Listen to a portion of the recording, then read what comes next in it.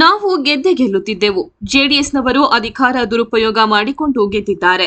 ಜೆಡಿಎಸ್ನ ಇಬ್ಬರು ನಮಗೆ ಮತ ಹಾಕುವುದಾಗಿ ಹೇಳಿದ್ರು. ಆದರೆ ಓರ್ವನನ್ನು ಕಿಡ್ನಾಪ್ ಮಾಡಿದ್ದಾರೆ. ಆ ಬಗ್ಗೆ ಪೊಲೀಸ್ ಠಾಣೆಯಲ್ಲಿ ದೂರು ನೀಡಿದ್ದಾರೆ. ಸದಸ್ಯರು ಅವರ ಮನೆಯವರ ಜೊತೆ ಮಾತನಾಡಲು ಬಿಟ್ಟಿಲ್ಲ. ಫಿಲ್ಮ್ ಸ್ಟೈಲ್ ನಲ್ಲಿ ರಾಜಕೀಯ ಮಾಡಿ ಗೆದ್ದಿದ್ದಾರೆ. ವಾಮ ಮಾರ್ಗದಿಂದ ಅವರು ಅಧಿಕಾರ ಪಡೆದಿದ್ದಾರೆ. 14ನೇ ವಾರ್ಡ್ನ ಸದಸ್ಯ ಮಹದೇವು ಉಪಾಧ್ಯಕ್ಷ ಸ್ಥಾನಕ್ಕೆ ನಾಮಿನೇಷನ್ ಹಾಕಬೇಕು ಅಂತ ಬಂದಿದ್ರು. ಆಗ ಅವರನ್ನು ಕಿಡ್ನಾಪ್ ಮಾಡಿದ್ದಾರೆ. ಈ ಬಗ್ಗೆ ಅವರ ಮಗ ಪೊಲೀಸ್ ಠಾಣೆಯಲ್ಲಿ ದೂರನ್ನು ನೀಡಿದ್ದಾರೆ. ಹೈಜಾಕ್ ಮಾಡಿ ಜೆಡಿಎಸ್ನವರು ಗೆದ್ದಿದ್ದಾರೆ. ನಮ್ಮ ಜನಪ್ರಿಯತೆಯಿಂದ ನಮಗೆ 18 ಮತ ಬಂದಿದೆ ಎಂದು ಶಾಸಕ P Ravikumar Ganiga JDS BJP ಹಾಗೂ ಕೇಂದ್ರ ಸಚಿವ ಎಚ್.ಡಿ. ಕುಮಾರಸ್ವಾಮಿ ವಿರುದ್ಧ ಗುಡುಗಿದರು.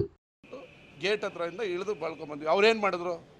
ಕೇಂದ್ರ ಮಂತ್ರಿ ಅವರೇ ಅವ್ರ ಗಾಡಿಯನ್ನ ಪೊಲೀಸ್ ಸೆಕ್ಯೂರಿಟಿಲಿ ಕರ್ಕೊಂಡ್ಬಂದು ಇಲ್ಲಿವರೆಗೂ ಕರ್ಕೊಂಡ್ಬಂದು ಏನು ಪಾಪ ಒಳಗಡೆನೂ ಕೂಡ ಅವರ ಮೆಂಬರ್ ಈ ಕಡೆ ತಿರ್ಗಕ್ಕೂ ಬಿಡ್ತಲ್ಲ, ಹಿಂಗೆ ಕವರ್ ಮಾಡಿಕೊಂಡು ಏನು ಫಿಲಮ್ ಸ್ಟೈಲ್ ಥರ ಕೂರಿಸ್ಕೊಂಡು ಧಮಕಿ ಹಾಕಿ ಭಯದ ವಾತಾವರಣ ಸೃಷ್ಟಿ ಮಾಡಿ ನಮ್ಮನ್ನ ಗೆಲ್ಲೋದನ್ನು ತಪ್ಪಿಸಿದ್ದಾರೆ. ನಾವು ಸೋತಿಲ್ಲ, 1 ಓಟೆ ನಮಗೇನು ದೊಡ್ಡದಿರಲಿಲ್ಲ, 2 ಓಟಲ್ಲಿ ಗೆಲ್ತಿದ್ವಿ. ಭಯದ ವಾತಾವರಣ ಸೃಷ್ಟಿ ಮಾಡಿಬಿಟ್ರು, ಏನು ಆ ಕಡೆ ತಿರ್ಗಂಗಿಲ್ಲ ಮಾಡಂಗಿಲ್ಲ ಅಂತ ಹಿಂಗೆ ಔಚ್ಕೊಂಡು ಬಂದು ಮಾಡಿ ವ್ಯಾಮ ಮಾರ್ಗದಿಂದ ಗೆದ್ದಿದ್ದಾರೆ.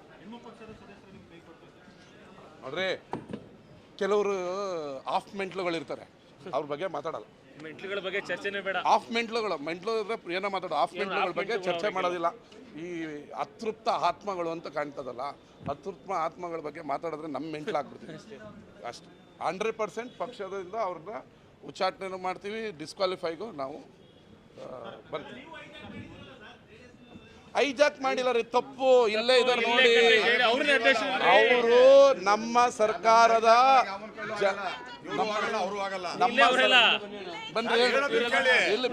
ಪ್ರಶ್ನೆ ಕೇಳೋದಕ್ಕೆ ಉತ್ತರ ಹೇಳ್ತಾ ಇದೀವಿ. ನೀವು ಹಿಂಗನ್ಬಿಟ್ರೆ ಸರ್ ದಯವಿಟ್ಟು ಕೇಳಿ. ನಮ್ಮನ್ನ ಯಾರು ಹೈಜಾಕ್ ಮಾಡಿಲ್ಲ ಸರ್, ದಯವಿಟ್ಟು. ಓಕೆ ಸರ್, ಗುಡಿ ಸರ್ ಅವರು ನಮ್ಮನ್ನ ಮಾತಾಡಬೇಡಿ ಅಂದ್ರು. ಗುಡಿ ಸರ್ ನಮ್ಮನ್ನ ಅವ್ರು ಮಾತಾಡಬೇಡಿ ಅಂದ್ರು ಸರ್. ಗುಡಿ ಸರ್ ಹೇಳ್ದಲ್ಲ ಸರ್, ಇರೋದನ್ನ ಹೇಳೋದಕ್ಕೆ ಕೇಳಿ ಸರ್. ನಮ್ಮನ್ನ ಇವರೇ ಆಗ್ಲಿ ಅವರೇ ಆಗ್ಲಿ ಹೈಜಾಕ್ ಮಾಡೋದು ಅಂತ ವ್ಯಕ್ತಿತ್ವ ಇಲ್ಲ ನಮ್ದೇನು ಗೊತ್ತಾ ಸರ್. ಸಾರ್ವಜನಿಕವಾಗಿ ಕೆಲಸ ಮಾಡೋದಕ್ಕೆ ಒಂದು ಶಕ್ತಿ ಬೇಕು ಅನ್ನೋದಕ್ಕೆ ನಾವು ಪರವಾಗಿ ನಿಂತಿದ್ದೀವಿ ಹೊರತು ಯಾರ ಪರನೂ ಇಲ್ಲ. ನಾವು ನಮ್ಮ ಅಭಿವೃದ್ಧಿ ಏನು ನಡೆದಿದೆ ಇದುವರೆಗೂ, ಮೊದಲು ಇವರು ಬಂಧುತ್ವದಿಂದ ಅದಾದ್ಮೇಲೆ ಇವ್ರು ಬಂಧುತ್ವದಿಂದ ನಡೆದಿದೆ, ಅದ್ರ ಬಗ್ಗೆ ನಾವು ಒಂದು ಒಲ್ಲು ತೋರಿಸಿದ್ದೀವಿ ಹೊರತು ಯಾರಿಂದನೂ ಯಾವ ಆಮೇಶನೂ ಇಲ್ಲ, ಯಾರಿಂದನೂ ಯಾರು ಇದು ಇಲ್ಲ ಸರ್. ದಯವಿಟ್ಟು ತಪ್ಪರ್ಥ ಮಾಡ್ಕೊಬೇಡಿ. ಏನೋ ಹೌದು, ಈಗ 14ನೇ ವಾರ್ಡ್ ಅವರು ಉಪಾಧ್ಯಕ್ಷರಿಗೆ ನಾಮಿನೇಷನ್ ಹಾಕಬೇಕು ಅಂತ ಬಂದವ್ರನ್ನ ಜಬರ್ದಸ್ತಿಂದ ಎತ್ಕೊಂಡೋಗಿದೆ ಅಂತ ಅವ್ರ ಮಗ ಕಂಪ್ಲೇಂಟ್ ಕೊಟ್ಟಿದ್ದಾರೆ, ನಾವ್ಯಾರು ಕೊಟ್ಟಿಲ್ಲ. ನಮ್ಮ ಅಪ್ಪ ಉಪಾಧ್ಯಕ್ಷ ಸ್ಥಾನಕ್ಕೆ ನಾಮಿನೇಷನ್ ಹಾಕಬೇಕು ಅಂತದವ್ರನ್ನ ಯಾರೋ ಬಂದು ಅಪರಿಚಿತರು ಬಂದು ಎತ್ಕೊಂಡೋಗಿ ಕೂಡಾಕೊಂಡಿದ್ದಾರೆ. ನಮ್ಮ ಅಪ್ಪನ ಬಿಡಿಸಿ ನಾನು ನಾಮಿನೇಷನ್ ಹಾಕ್ಸ್ಬೇಕು ಅಂತ ಹೇಳಿದ್ರು. ಅವ್ರ ಅಪ್ಪನ ಹೆಂಗೆ ಕರ್ಕೊಂಡು ಬಂದರು ನೋಡಿದ್ರಲ್ಲ, ಮಂತ್ರಿಗಳು ಪಕ್ಕದಲ್ಲೇ ಕೂರಿಸ್ಕೊಂಡಿದ್ರು. ಈ ಕಡೆ ಒಬ್ಬರು ಆ ಕಡೆ ಒಬ್ಬರು, ಏನು ಈಗ ತಿರ್ಗಂಗೆ ಇಲ್ಲ. ಈ ಕಡೆ ಆ ಕಡೆ ಶೇಕೆ ಇಲ್ಲ, ಗೊಂಬೆಗಳ ಥರ ಕೂತಿದ್ರು ಒಳಗೆ.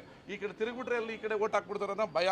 ನಾವು ಪ್ರಜಾಪ್ರಭುತ್ವದಲ್ಲಿ 9, ನಂದೊಂದು 10 ಇತ್ತು, 18 ಓಟ್ ನಮಗೆ ಬಂದಿದೆ. ನಮ್ಮ ಜನಪ್ರಿಯತೆ ಸಿದ್ದರಾಮಯ್ಯನವರು, ಡಿ.ಕೆ. ಶಿವಕುಮಾರ್, ಚಲುವರಾಯಸ್ವಾಮಿ ಅವರು ಜನಪ್ರಿಯತೆಯಿಂದಾಗಿನೇ ಇನ್ನು 8 ಓಟು ಎಕ್ಸ್ಟ್ರಾ ಬಂದಿರೋದು. ನಮ್ಮ ಮನೆಯಲ್ಲಿ ನಾವು ಕಳ್ಕೊಳ್ಳೋದು ಏನೂ ಇಲ್ಲ, ಕಳಿಸಿದ್ದೀವಿ.